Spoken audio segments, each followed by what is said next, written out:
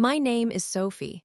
I'm 27 years old, and for 7 years, my father treated me like a disposable secretary in the company I actually kept afloat. I kept telling myself that if I just closed enough deals, he would finally see me as his successor.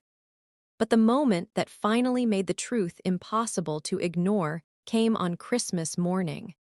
He stood in front of the fireplace and proudly handed the legal control of the family business to my younger brother. Women just cannot handle real corporate pressure, my dad announced to the room. 14 relatives were sitting around the tree. My aunt shifted awkwardly and stared at her lap. My brother just smirked. I did the labor. They took the credit. I managed the crises. They performed the success. I thought blood meant loyalty. I was wrong. But as my father smiled at his new CEO, he had no idea what was sitting inside the crisp white envelope resting on my lap. He thought he had already won, entirely unaware that what I was about to slide across the coffee table would gut his company overnight, take every major client he relied on, and leave him literally gasping for air. Before I go on, take a moment to like and subscribe, but only if this story speaks to you. Drop your location and local time in the comments. Now, let me take you back to the beginning of December. To understand how I ended up on that sofa with a white envelope on Christmas morning, you have to understand how our office actually ran. My father, Richard, liked to say he built an empire from the ground up. He had the mahogany desk, the expensive watches, and the booming voice that commanded every room. But by the time I was 25, I was the one keeping that empire from crumbling. It started small. I'd stay an hour late to fix a billing error. Then it became 2 hours to rewrite a proposal he'd botched. By 27, I was the first person in the building and the last one to turn off the lights. My younger brother, Leo, had a different experience. Leo didn't have a desk for the first 2 years. He just had a roving consultant title that mostly meant he played golf with my father's friends and charged the drinks to the company card. I remember a Tuesday in early December. We had a major year-end contract renewal with a logistics firm. This was 30% of our annual revenue. I had spent 3 weeks in the trenches with their legal team, ironed out the fine print, and secured a 5% rate increase. When the final document came through, my father didn't even look at the terms. He just picked up the phone while I was still standing in front of his desk. "Hey, Bill," he said into the receiver, leaning back and putting his feet up. "Yeah, I just pushed that renewal through for you. Hard work, but we got there. I knew you'd appreciate the personal touch I put on the negotiation. Let's grab dinner soon." He hung up and looked at me. "Good job, Sophie. Make sure the filing is done before you head out. And call the dry cleaners, my suit wasn't ready this morning." That was the pattern. I did the labor. He took the praise. 10 minutes later, Leo strolled in. It was 11:15 a.m. He smelled like expensive cologne and fresh air. He didn't have a briefcase. He didn't even have a notebook. He just walked straight into my father's office, and for the first time all morning, I heard my father laugh. "There he is," my father shouted. "Ready for that executive lunch at the club? I want to introduce you to the board at Miller Tech. It's time you start building those high-level connections, son." I watched them walk past my cubicle. Leo didn't even look at me. He was too busy adjusting his silk tie. My father didn't mention the contract I just saved. He didn't ask if I wanted a sandwich brought back. He just patted Leo on the back and talked about legacy and the future of the name. I stayed at my desk. I had a stack of invoices that needed manual entry because Leo had forgotten to approve the digital migration 3 months ago. I was the person who knew the passwords, the vendor names, and the exact temperature the server room needed to be so the whole system didn't crash. I was the memory of the company. A few days later, I was in the break room when I heard voices from the conference room. The door was cracked open. It was my father and the company's lead attorney, Mr. Henderson. I want the transition papers ready by the 25th, my father said. His voice was firm. The full transfer of voting shares. I want it to be a surprise for the family. It's time Leo took his rightful place as CEO. Mr. Henderson hesitated. And Sophie, she's been running operations for years, Richard. The clients trust her. Sophie is a worker, my father snapped. She's excellent at the details, but she doesn't have the stature. Clients want to see a man in the big chair, it's just how the industry works. She'll stay on, of course. She can handle the day-to-day while Leo handles the vision. She's loyal, she's blood. She'll understand her role. I stood there holding a cold cup of coffee. My heart wasn't racing. It was actually very still. For 7 years, I had told myself that my father was just old-fashioned, that he was testing me, that the big reveal would eventually be my name on that door. I thought my results would speak louder than his prejudices. I was wrong. My results were just tools he used to build a pedestal for his son. I walked back to my desk and opened the draft folder for our upcoming contract renewals. I saw the names of the clients I had nurtured. I saw Arthur, our oldest client, a man who had been with the firm since before I was born. I realized that if I left today, the company wouldn't just slow down. It would stop. Leo didn't know how to access the escrow accounts. He didn't know which vendors were on net 90 terms. He didn't even know the name of the woman who cleaned the office every night. I looked at the legacy plaque on the wall. It had my father's name in gold. I realized that to him, legacy wasn't about the work. It was about the reflection in the mirror. He wanted a version of himself to succeed him, even if that version was hollow. I wasn't a daughter to him. I was an insurance policy. That night, I didn't go home and cry. I went to the file room. I pulled every contract I had personally signed or managed over the last 3 years. I looked at the exit clauses. Most of them had a 30-day window for change of management or loss of key personnel. I had written those clauses myself 2 years ago when I was worried about my father's health. I never thought I'd be using them because of his choices. I began drafting 5 letters. They were short and professional. They were notices of intent to terminate services based on the upcoming leadership change. I didn't send them yet. I just kept them in a folder on my personal laptop. I sat in the dark office for a long time. The silence was heavy. For 7 years, I had poured my life into these walls. I had missed birthdays, canceled vacations, and worked through flu outbreaks to make sure my father's reputation stayed spotless. I had done it because I believed we were a team. But there is no team when only one person is playing the game. I knew what was coming on Christmas. I knew the surprise he was planning. He wanted a public coronation for Leo. He wanted the whole family to see the passing of the torch. He wanted the optics of a successful, multi-generational family business. He wanted the theater. He just didn't realize I was the one who owned the script. I closed my laptop and walked out. I didn't feel guilty. I felt like a person who had finally seen the exit sign in a burning building. My father had spent 7 years teaching me that I was invisible. I decided that on Christmas morning, I would finally let him see exactly what happens when the invisible person walks out of the room. The first real sign that my career was a ghost happened on a Thursday morning, just 3 days after I'd overheard my father and the lawyer. I was at my desk, finishing a logistical audit when I saw the company-wide calendar notification. Year-end Executive Strategy Retreat. Location, the Grand Hyatt. Attendees, Richard, Leo, Mr. Henderson. I wasn't on the list. In previous years, the strategy retreat had always been held in our main conference room, and I was the one who prepared every binder, every spreadsheet, and every growth projection.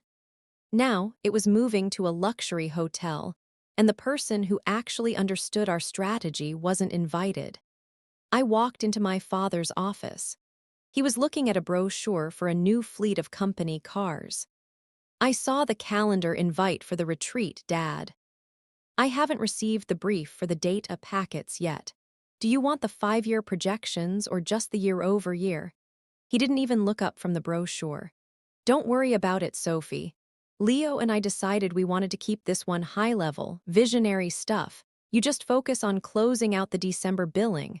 We need the cash flow looking sharp for the transition. High level? I asked. My voice was flatter than I intended.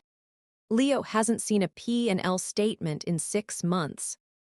How is he going to contribute to a strategy retreat? My father finally looked at me. His eyes were cold. He's the future CEO, Sophie. He contributes by being the face of this company. You're being emotional. This is exactly why I need a steady hand at the top. Now, did you call the dry cleaners like I asked? That was the first undeniable cost. My access was being severed. I walked back to my desk, and my eyes landed on the communal printer. A sheet of paper was sitting in the tray. It was a catering invoice from the Gilded Plate, the most expensive event planner in the city. Event, executive promotion dinner. Date, December 27th. Guest count, 50, menu, surf and turf. Notes, place card for Leo, Chief Executive Officer at the head of the table. The date was 2 days after Christmas. They weren't just giving him the title, they were throwing a gala to celebrate it. And they were paying for it using the bonus pool I had helped build with my own overtime. That afternoon, I had a meeting with one of our mid-sized vendors. As I walked through the lobby, I saw Leo sitting in the break room with 2 of our junior associates. They were laughing. Yeah, Leo was saying, leaning back in his chair. Once I take the reins, we're going to modernize. Less time on the boring logistics, more time on branding. I'm thinking a rebrand by Q2. One of the associates looked at me, then quickly looked back at Leo. What about the current account structures, Leo? Sophie usually handles those. Leo waved a hand dismissively. Sophie's great with the paperwork. She'll be my right hand. Every great leader needs a dedicated assistant to keep the lights on, right? The associates laughed. It wasn't a mean laugh. It was the laugh of people who knew which way the wind was blowing. They saw me as the help. They saw Leo as the boss. I realized then that my 7 years weren't a training period. They were a holding pattern. I had been building a ship that I was never meant to captain. I was just the engine, hidden away in the dark, while someone else stood on the deck and waved at the shore. The damage was finally real. It wasn't just a feeling or a suspicion anymore. It was a documented, scheduled erasure of my entire professional identity. I went to my car at 6:00 p.m. The parking lot was empty except for my father's Mercedes and Leo's sports car. I sat in the driver's seat and looked at the office windows. I had spent more time in that building than in my own apartment. I knew the squeak of every floorboard. I knew exactly which client liked their invoices sent as PDFs and which ones wanted a hard copy. All of that knowledge was about to be handed to a man who couldn't explain the difference between gross margin and net profit. I felt a strange sensation in my chest. It wasn't heartbreak. It was the feeling of a debt being settled. If they wanted me to be a dedicated assistant, then they didn't need my brain. They didn't need my loyalty. And they certainly didn't need my accounts. I took out my phone and looked at my private email. I had an unread message from Arthur. Sophie, I haven't heard from you about the Q1 logistics plan. Your brother sent me a very strange email about synergy and brand alignment. Is everything okay over there? Call me on my personal line when you can. Arthur was our biggest client. He didn't care about branding. He cared about his shipments arriving on time and his costs staying low. He trusted me because I had never lied to him. I didn't reply to the email yet. I wasn't ready to make my move. I needed to see just how far they would go to prop Leo up. That night, I went home and looked at my bank account. I had been saving for years, thinking I was building a nest egg for when I eventually bought into the firm. Now I realized that money was actually my escape fund. I opened the file on my laptop, the one with the termination letters. I added a sixth name to the list. My father thought he was protecting the family legacy. He didn't realize that a legacy built on a lie is just a house of cards. And I was done being the glue that held the cards together. The promotion dinner was paid for. The invitations were sent. The women can't handle pressure line was already forming in my father's mind. I was officially a ghost in my own company. The harm didn't stay inside the office walls. It started to bleed into my reputation, and my father was the one holding the knife. The following Monday, the warehouse manager called me in a panic. A critical shipment of specialized industrial valves for our third-largest client had been flagged and held at the port. I checked the system. Leo had been tasked with approving the customs declarations 2 weeks ago. He had ignored the automated alerts, likely while he was out networking at the country club. I went to my father's office to tell him we needed to pay an expedited release fee and issue an apology to the client. Leo was already there, reclining on the leather sofa, tossing a stress ball against the wall. "We have a situation with the Port Authority, Dad," I said. "The valves are stuck because the paperwork wasn't filed. We're looking at a 4-day delay for the Miller account." My father didn't scold Leo. He didn't even look at him. He looked at me. "Then fix it, Sophie. Call the port liaison. Tell them there was a technical glitch." "It wasn't a glitch," I said, looking at Leo. "The approval task sat in Leo's queue for 14 days. Leo didn't even stop tossing the ball. "I was busy with the rebranding consultants, SOF. Details like that are why we have an operations manager. Just handle it." My father stood up. "Actually, Sophie, when you send the apology to Miller, send it from Leo's email account. Sign it with his name. I want them to see him as the one who swoops in to solve the problems. It builds their confidence in the transition." I felt a physical sting in my chest. "You want me to do the work and give him the credit for fixing a mistake he made?" "It's for the family, Sophie," my father said, his voice dropping into that low, manipulative register he used when he wanted me to submit. "A leader needs to look competent. If the clients think he's dropping the ball, the stock value of this name drops. You're protecting your own inheritance, too. Now get it done." That was the lie that widened the harm. I was being forced to use my own expertise to shield Leo's incompetence. I was effectively erasing my own value to ensure he looked like a hero. I went back to my desk and opened Leo's email on the server. I drafted the apology. I called the port. I stayed until 8:00 p.m. navigating the bureaucracy to get those valves moving. While I was on hold with a customs agent, I saw a post on LinkedIn. It was from the firm's official page. "Great things happening at the helm. Our future CEO, Leo, personally overseeing the year-end logistics strategy to ensure our clients get the best service in the industry. Leadership family legacy # innovation." There was a photo of Leo pointing at a whiteboard. The whiteboard had my handwriting on it. I realized then that they weren't just stealing my labor, they were actively using me to gaslight the entire industry. I was the one sweating over the customs forms while the world was told Leo was the visionary. The cost was growing. My professional network, the vendors, the shippers, the junior partners at other firms, they were all starting to believe the narrative.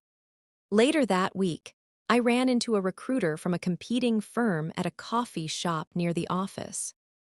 We had known each other for years. "I saw the news about Leo taking over," he said, giving me a sympathetic look. "Tough break, Sophie. You've been the engine there for so long. Are you planning on staying on as his second in command, or are you looking for a change of scenery? I hear he's looking for a high-level assistant to handle the heavy lifting while he focuses on the big picture." "High-level assistant?" I asked. "That's the word on the street," he said. "Leo's been telling people you're settling into a support role because you prefer the stability over the pressure of the executive suite. It's a shame. Everyone knew you were the one actually running the show, but I guess blood is thicker than water." He said it like a joke, but it felt like a funeral. My father wasn't just replacing me. He was preemptively destroying my chances of being hired elsewhere as a leader. He was telling the industry I didn't have the stomach for the top job.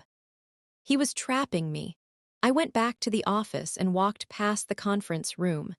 My father, Leo, and two board members were inside. They were looking at a mock-up of the new organizational chart. My name was there, tucked neatly under Leo's, in a box labeled Operations Support. Leo was laughing at something one of the board members said.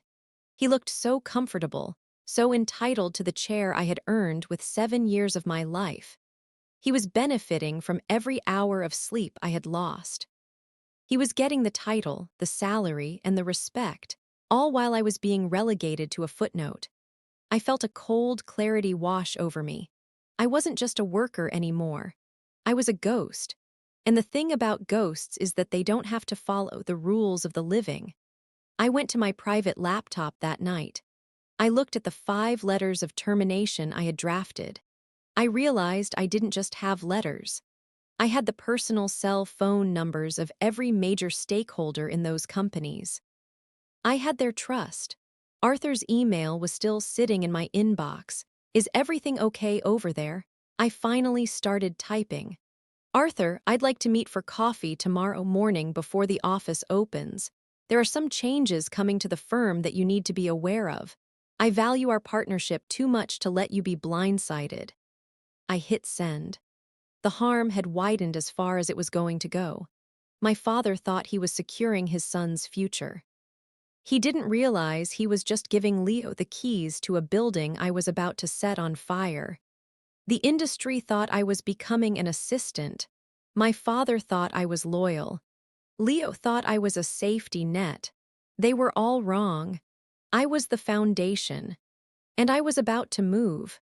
The damage didn't stay contained within our office walls. By the middle of December, the incompetence I was covering for began to leak into the industry, and it started to threaten the only thing I had left, my professional reputation. On a Tuesday afternoon, I received a call from the head of procurement at Miller Tech. They were one of our legacy accounts, the kind of relationship that takes a decade to build and 10 minutes to destroy. "Sophie," he said, and I could hear the frustration in the background noise of his busy office. "I've been trying to get a signature on the Q1 expansion rider for 4 days. Your brother Leo told me he was streamlining the approval process, but all that's happened is my production line is sitting idle waiting for a freight confirmation. Is he actually in charge now? Because if he is, we need to rethink our secondary provider." I felt a cold sweat prickle my neck. "I'm sorry, Jim. There was a transition glitch in the digital queue. I'm looking at the rider right now. I'll have it signed and back to you in 20 minutes. "Make it 10, Sophie," he snapped. "I don't care who has the title on their door. I care about my supply chain. If I have to call you to do your brother's job one more time, I'm just going to stop calling altogether." He hung up before I could apologize again. I hurried to Leo's office. He wasn't there. I checked the break room. He wasn't there either. I eventually found him in the lobby, standing by the tall glass windows, laughing with a guy who sold luxury office furniture. "Leo," I said, pulling him aside. "Miller Tech is about to walk. You haven't signed the Q1 rider." He rolled his eyes and didn't even stop smiling at the furniture salesman. "Relax, Soph. Jim is old school. He likes to bark. I'm teaching him that we move at our own pace now. It's called boundary setting." "It's called breach of contract," I whispered. "Sign it now, or I'm telling Dad exactly why they're pulling their business." Leo's smile vanished. He stepped closer, using his height to try and look intimidating, though he just looked like a kid in an expensive suit. "Go ahead, tell him. He'll just tell you to fix it and sign my name like you did with the customs forms. You're the support, remember? Support me." He walked away, leaving me standing in the lobby. I realized then that the women can't handle pressure narrative my father was spinning wasn't just a private insult. He was using it as an external shield. Later that day, I found out just how far that shield extended. I was in the elevator when I overheard two representatives from a rival logistics firm. They didn't see me tucked in the back corner behind a tall equipment cart. "Did you hear about the shake-up at Richard's firm?" one asked. "Yeah," the other replied. "The Sun is taking over. Richard told the board that Sophie is transitioning out of management because she was struggling with the year-end volume. Said she's better suited for a background administrative role where she doesn't have to make the hard calls. Guess she couldn't cut it." My stomach turned. My father wasn't just sidelining me, he was actively poisoning the well. He was telling the industry I was failing so that when Leo took over a company I had built, it would look like Leo was rescuing it from my incompetence. It was a total professional execution. The dread started to settle in. If I stayed, I would be the silent engine of Leo's success until the day he finally broke something I couldn't fix. And when that happened, I wouldn't be the hero who tried to save it. I'd be the emotional woman who let it fall apart. I was at my desk at 7:00 p.m., the office dark except for my lamp, when my personal cell phone rang. The caller ID showed a name I knew by heart, Arthur. Arthur wasn't just a client, he was the firm's largest revenue source. He had been my father's friend for 30 years, but he had been my mentor for 7. He was the one who taught me how to read a shipping manifest before I was out of college. "Sophie," he said, his voice gravelly and direct. "I'm bypassing the office line. I just got an automated welcome from the CEO email from your brother's account. It had 3 typos and a dead link to a branding video." "Arthur, I don't," he interrupted. "I've known your father a long time, I know his pride. And I've watched you work for 7 years, Sophie. I know who moves the freight in that building. I'm not interested in being a training wheel for Leo's ego." The silence on the line was heavy. "He doesn't know what he's doing, Arthur," I said. It was the first time I had said the truth out loud to anyone outside the family. "I know," Arthur replied. "And I know what your father is telling people about you. It's a lie, Sophie. A clumsy one. I'm calling because my board is meeting on the 27th to finalize our vendor contracts for the next 3 years. As of right now, your father is not on the list." My heart hammered against my ribs. This was the spillover. The business was already bleeding out, and my father and brother were too busy picking out CEO office curtains to notice the wound. "What are you going to do, Sophie?" Arthur asked.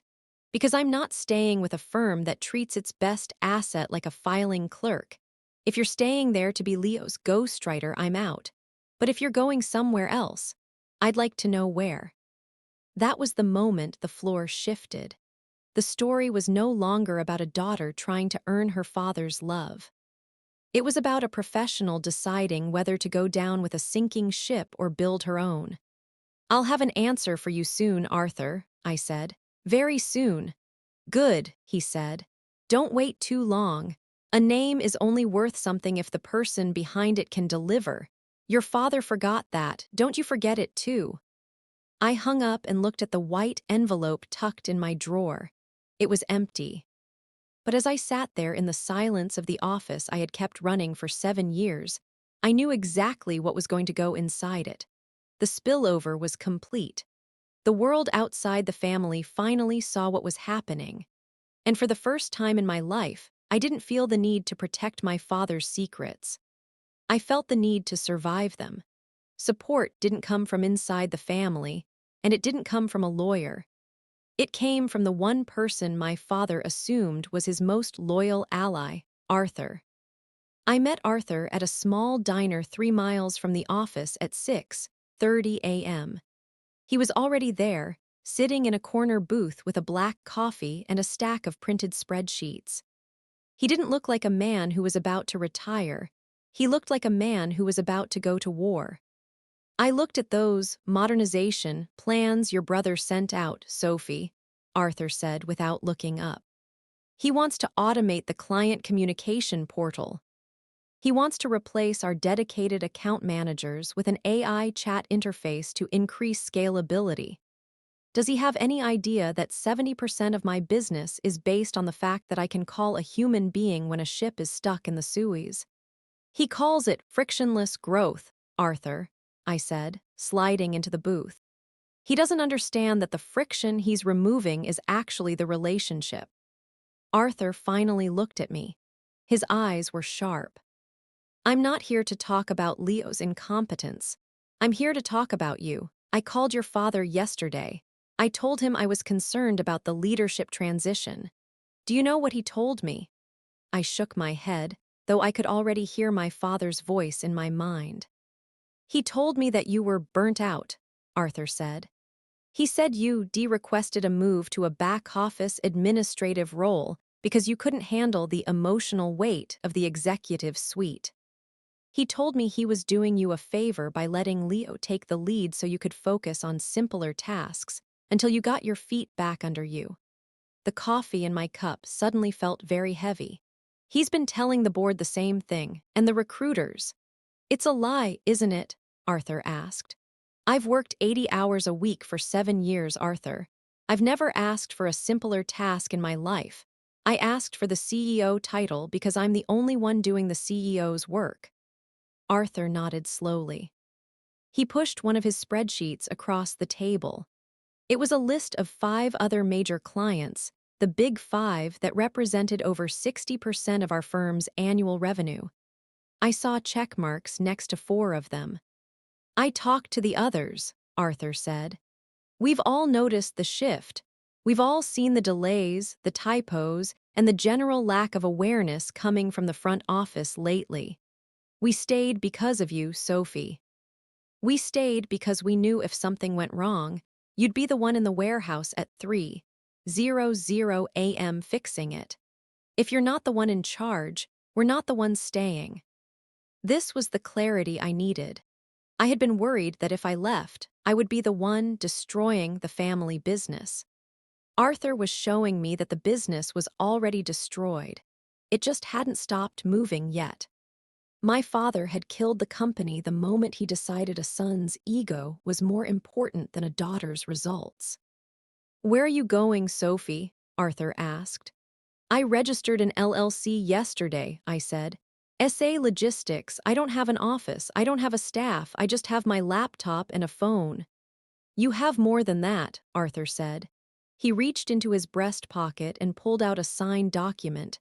It was a formal intent to transition his account to SA Logistics, effective December 26th. You have the revenue. And if you're ready to move, I've already spoken to the other 3 checked names on this list. They're waiting for your call. I looked at the paper. It was a lifeline, but it was also a heavy responsibility. This wasn't just a way to get back at my father. It was a path to a life where I didn't have to hide my brain to protect a man's pride. Why are you doing this, Arthur? I asked. You've been my father's friend for decades. Because I'm a businessman, Sophie. And as a businessman, I know that Richard is trading his foundation for a hood ornament. I'm not going to let my company sink just because your father wants to play King Lear. You're the talent. He's the name. I'm betting on the talent. I felt a weight lift off my shoulders that I hadn't even realized I was carrying.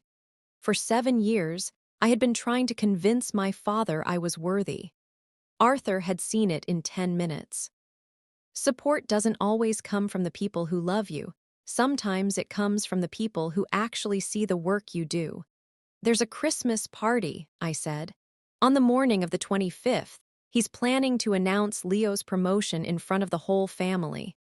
I know, Arthur said. He invited me. I told him I couldn't make it. I told him I had other business to attend to. He stood up and put on his coat. The notices are ready, Sophie. The moment that announcement is made, the contracts are void under the management change clause. You have the leverage. The question is, are you going to use it? I'm going to the party, I said. Good, Arthur said. Bring a big envelope. You're going to need it for all the paperwork I'm sending your way. I watched him walk out of the diner. I didn't feel like a victim anymore. I didn't feel like a disposable secretary. I felt like a founder. I went back to the office and walked past Leo's desk. He was looking at a website for luxury watches, probably picking out his CEO gift to himself.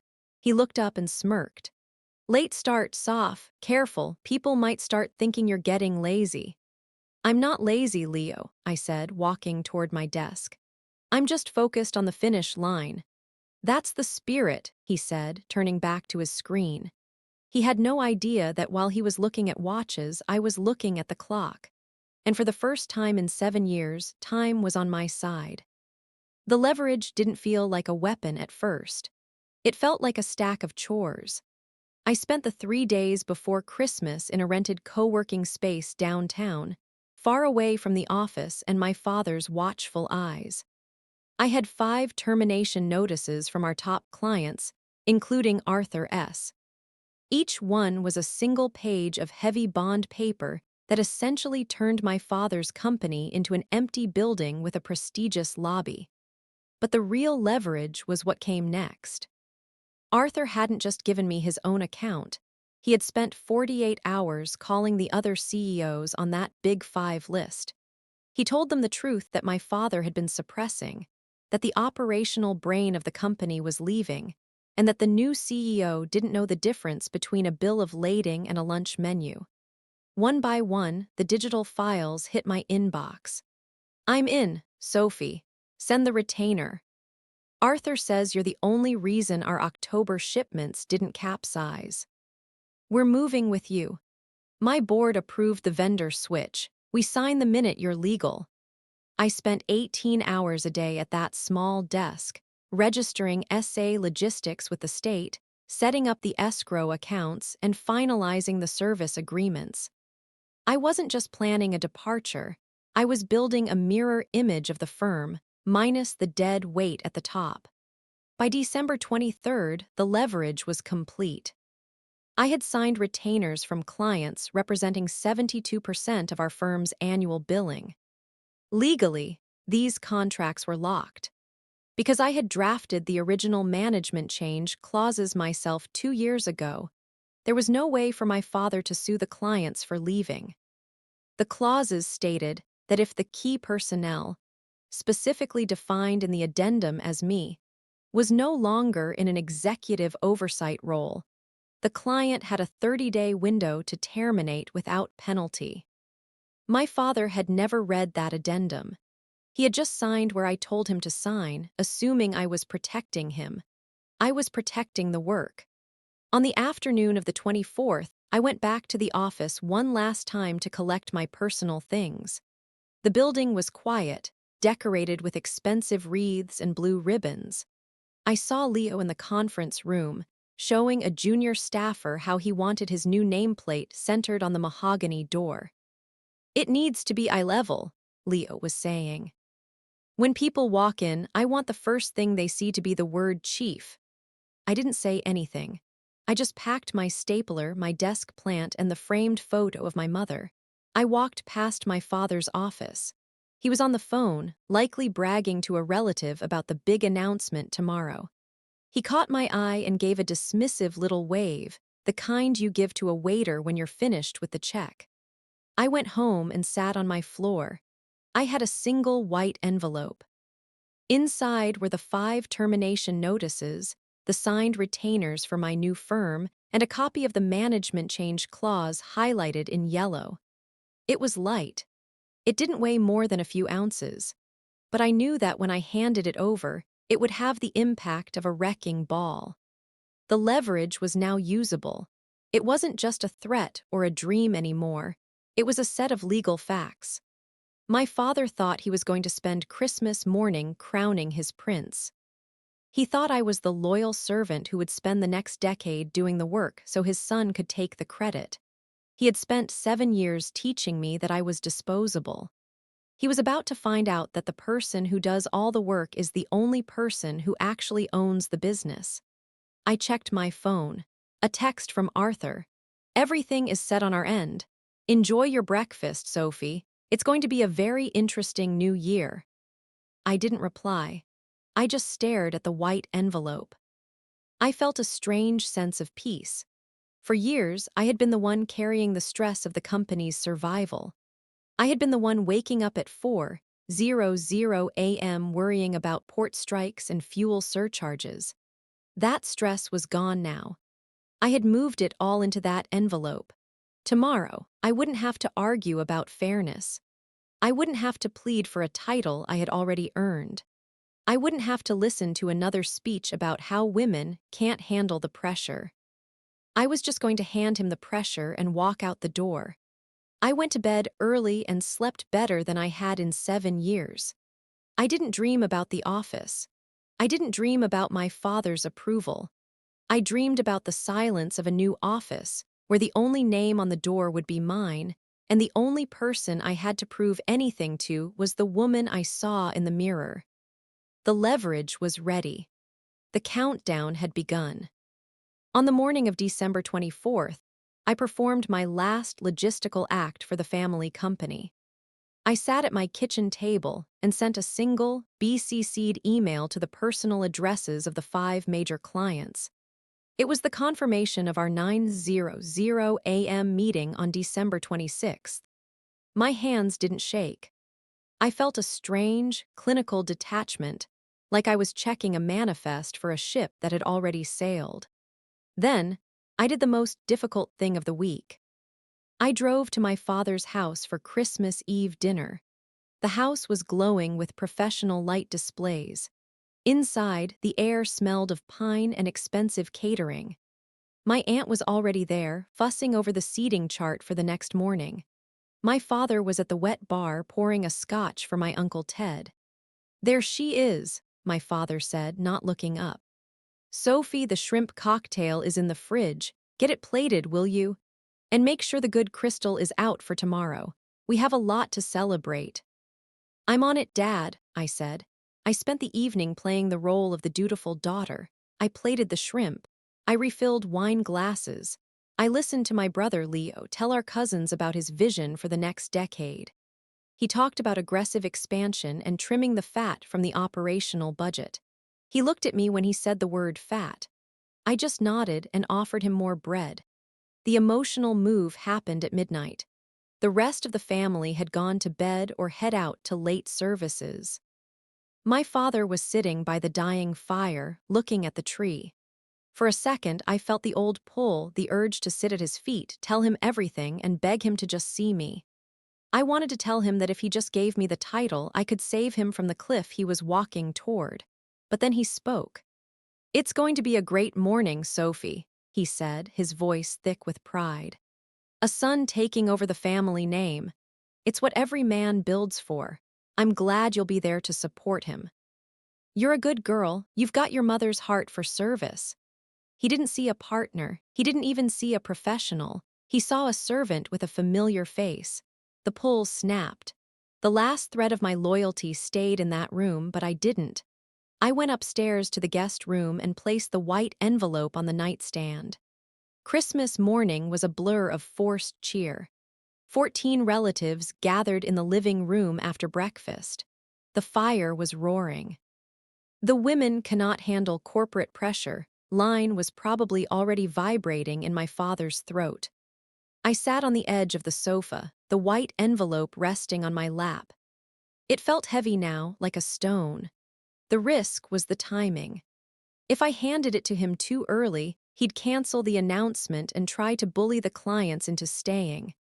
If I waited too long, the family theater would be over and the impact would be lost. I had to let him finish. I had to let him humiliate me one last time so that nobody in that room could ever say I was the one who was unfair. I looked at my aunt, who was already shifting awkwardly in her chair. She knew my father's temper. She knew the way he talked down to me. She looked at me with a sort of pity that made my teeth ache. I didn't want her pity. I wanted her to be a witness. "Everyone," my father said, standing up and tapping a silver spoon against his coffee mug. "If I could have your attention." The room went quiet. Leo sat up straighter, adjusted his designer sweater, and threw me a smug look. He thought he was about to be king. I felt the edge of the envelope. It was crisp and cold. As you all know, my father began, this firm has been my life's work, but a man has to know when to pass the torch. He has to know when the pressure requires a certain kind of strength. I looked at the clock on the mantel. 10:15 a.m. In less than 48 hours, the office would open and it would be empty. I have the legal documents right here, he said, holding up a thick blue folder. The official transfer of power. I stood up, but I didn't interrupt. I just walked over to the coffee table and stood near the tree. I wanted to be in his line of sight. I wanted him to see me holding the white envelope while he told the room I wasn't enough. I've spent 7 years preparing for this day, my father said. So had I. He opened the blue folder. The room held its breath. My brother's smirk was so wide it looked painful. This was the threshold. Once he spoke the next words, the family structure we had lived in for 27 years would be gone. There would be no going back to being the good girl who plated the shrimp. I looked at the 14 faces in the room. They were waiting for a celebration. They were waiting to clap for the sun. Today, my father said, I officially name Leo as the new CEO. He looked at me then, waiting for the hurt to show on my face. He wanted to see me concede. He wanted the satisfaction of my silence. I didn't give it to him. I didn't say a word. I just took a step forward and placed the white envelope on top of his blue folder. Merry Christmas, Dad, I said. I have a gift for the new CEO, too. My father didn't look at the envelope at first. He didn't even look at me. He was too busy beaming at Leo, who had stood up to receive the blue folder like it was a holy relic. Go on, son, my father urged. Show everyone it's official. Leo took the folder and held it up for the room to see. My cousins started to clap. My Uncle Ted let out a loud whistle. My brother's face was flushed with a kind of triumph that made him look younger and more foolish than ever. He looked like he'd just won a race he hadn't even run. I won't let you down, Dad, Leo said, his voice cracking slightly. We're going to take this company to places Sophie never even dreamed of. That was when the room noticed I was still standing, and that I was still pointing at the white envelope on the coffee table. You should open that, Leo, I said. My voice was quiet, but it cut right through the applause. Since you're the CEO now, you'll want to stay on top of the morning's correspondence. It's quite urgent. My father's smile faltered. He looked at the envelope, then back at me. Sophie, don't be dramatic. This isn't the time for a grievance. We're celebrating your brother. It's not a grievance, Dad, I said. It's a transition report. I thought I'd help Leo hit the ground running. Leo laughed, a short, sharp sound. He reached down and snatched the envelope. Always the office martyr, aren't you? Fine. Let's see what critical paperwork you couldn't wait until Tuesday to handle. He ripped the end off the envelope. The sound of the paper tearing was the only noise in the room. 14 relatives watched as he pulled out the stack of papers. He looked at the first page, then he looked at the second. He didn't say anything, he just stopped smiling. What is it, Leo? My father asked, his voice losing its jovial edge. Is it a vendor issue? Sophie, did you leave a mess for him to clean up? Leo didn't answer. He flipped to the third page, then the fourth. His face didn't go pale, it went a strange, blotchy gray. He looked up at me, and for the first time in my life, I saw him look genuinely afraid of me. Soph, what is this? He whispered. I believe the technical term is a termination of services notice, I said. That first one is from Arthur. He's invoking the change of management clause. He's leaving the firm effective tomorrow. My father lunged forward and snatched the papers out of Leo's hand. Arthur, don't be ridiculous. Arthur is my oldest friend. He's been with us for 30 years. Looked at the signature. He looked at the date. This can't be right, my father muttered. He started leafing through the rest of the stack. Miller Tech, the Gibson Group, all of them. All 5 of the top accounts, Dad, I said. They represent 72% of your annual revenue, and they've all signed notices of intent to move their business to SA Logistics. SA Logistics, my father barked. Who the hell is SA Logistics? I didn't answer. I just waited. It took him 10 seconds.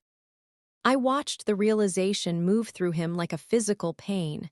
He looked at the papers, then at me, then back at the papers. His hand started to tremble just slightly. "Essay," he whispered. "Sophie Ann." The room went dead silent. My aunt, who had been shifting awkwardly, suddenly froze.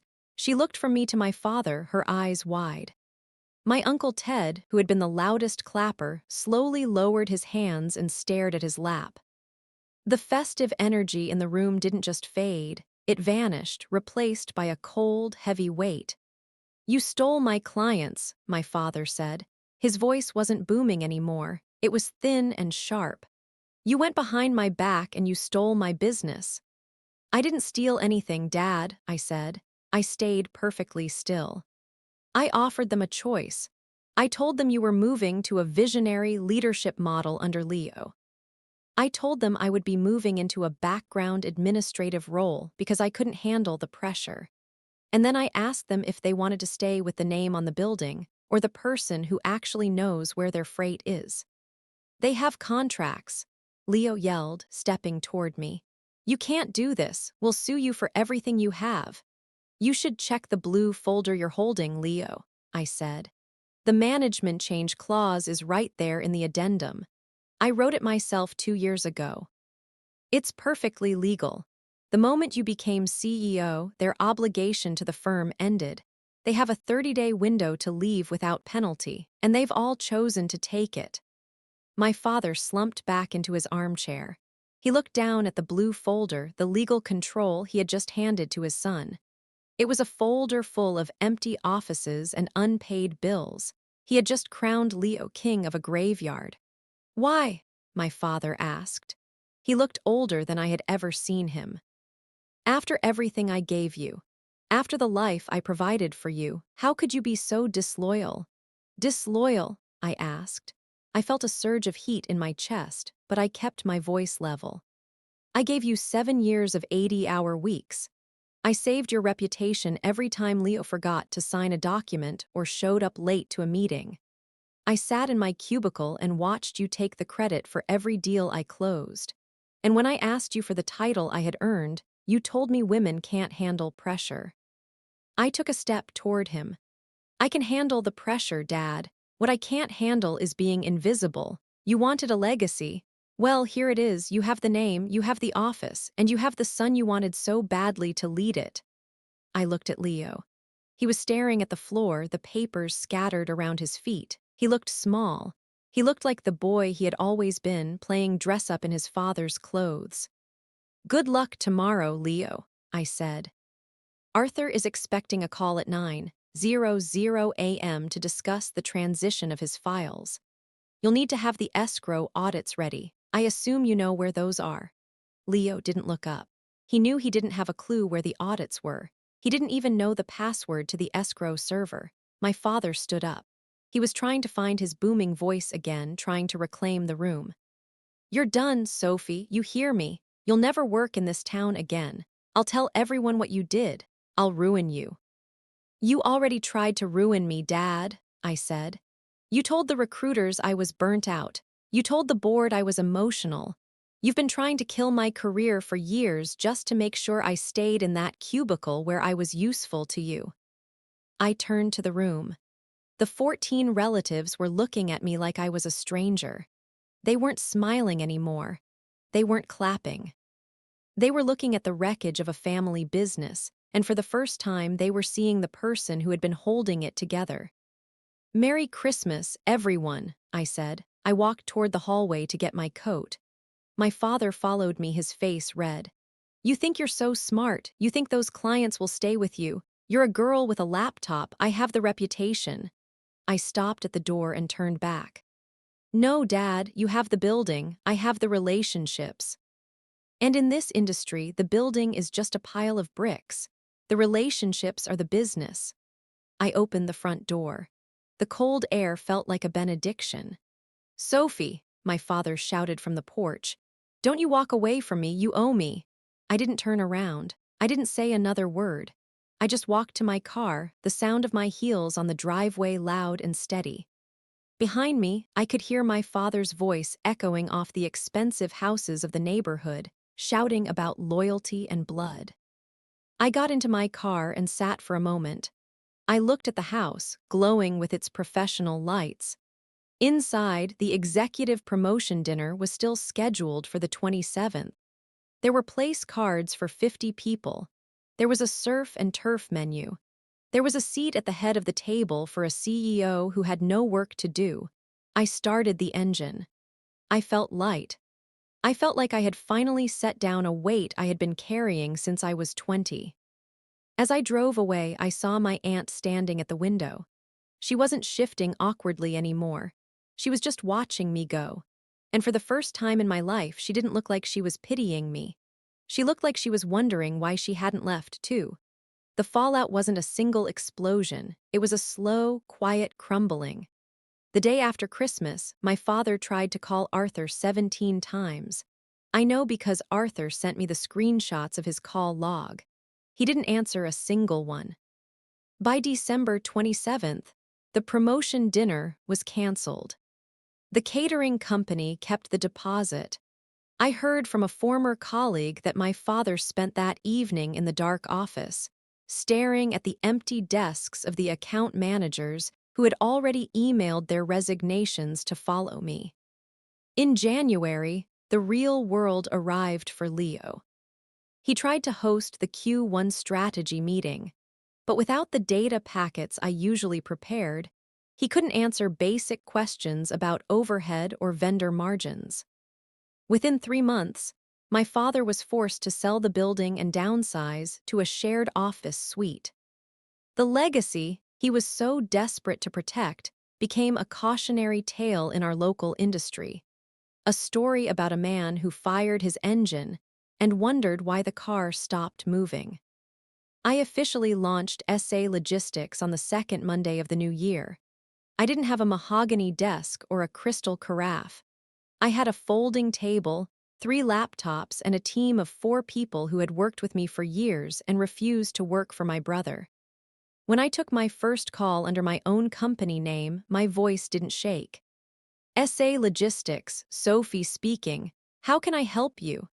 It was the simplest thing I'd ever said, and the most powerful. I don't speak to my father or Leo anymore. My aunt sends me a card every year on my birthday, and once she tucked a small note inside that said, "The office looks smaller every time I drive by. You look bigger." I think about that Christmas morning sometimes. Not the anger, but the moment I walked out the door and realized that loyalty isn't a debt you owe to people who use you. It's a gift you give to people who respect you. I stopped being a good girl and started being a good leader. I'm 34 now. My firm is 3 times the size of my father's at its peak. I don't have a successor picked out because of their name. I have a team picked out because of their talent. I'm sitting at my desk now, looking out at a warehouse that is full, moving, and mine. The silence isn't heavy anymore. It's just peaceful. What would you have done if your parent gave away your life's work to a sibling who hadn't earned it? Have you ever been the invisible person who finally decided to be seen? Drop your story in the comments. I read every single one. If you've ever had to set a hard boundary to save your career or your sanity, you're not alone. If you want to hear about another family disaster, check out the story about the golden child who inherited $1 million estate and lost it all in 6 months. And if you connect with stories about standing your ground and finding your own worth, please take a moment to like and subscribe. It helps me keep sharing these truths.